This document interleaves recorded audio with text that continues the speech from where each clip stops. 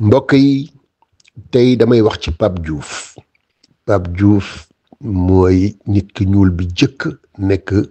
président wu club de football en France te club boobu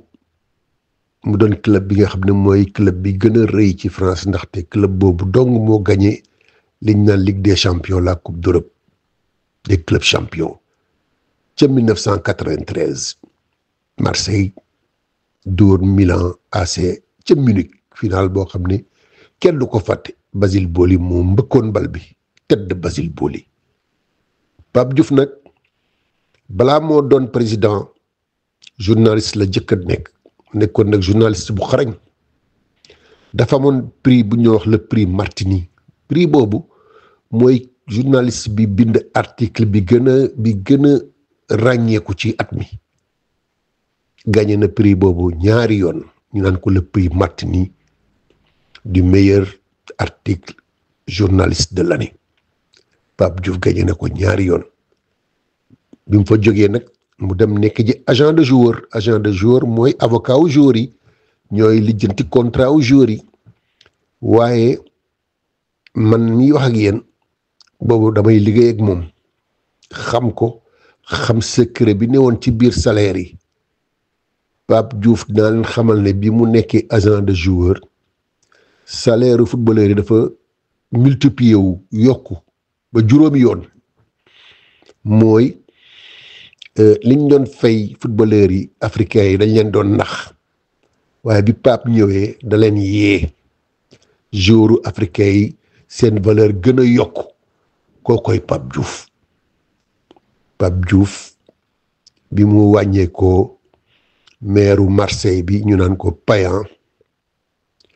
ak premier adjoint bi ñu naan Ribirola boobu sax moom lañ faloon maire biñ ko falee ba pare mu jox place am Payan nekk premier adjoint au maire. Ribirola boobu bi Pape Diouf di politique bëggoon nekk maire de Marseille moom moo doon colistier am kon xam na Pape Diouf bu baax donc ñoom Marseille de fàtte nañu Pape Diouf waxatuñu sax waxi Pape Diouf loolu moo mu metti. ville de Marseille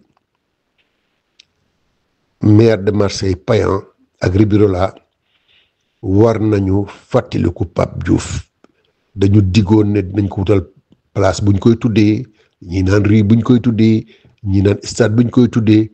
boobu ba léegi furaas. journal bi nga xam ne moom la ñuy wax Provence muy journal bi gën a mag ci Marseille daaw defan fi émission bu rëy ci anniversaire u mooru Pape Diouf moom it waxoon na ne day créer benn prix bu ñu naan prix Pape Diouf nga xam ni journaliste bi nga xam ni moo bind article ci Olympique de Marseille bu gën a xarañ ci at mi ñu décerné ko ñu jox ko journaliste boobu ñoom it kenn déggatu leen. Sénégal gi nga xam ne nag turu Sénégal Pape Diouf yóbbu na ko fu ne mu doon sommité nit koo xam ne ci Sénégal yi ñu gënoon ràññee ci dunia bi la bokkoon. Sénégal defal ñu ko dara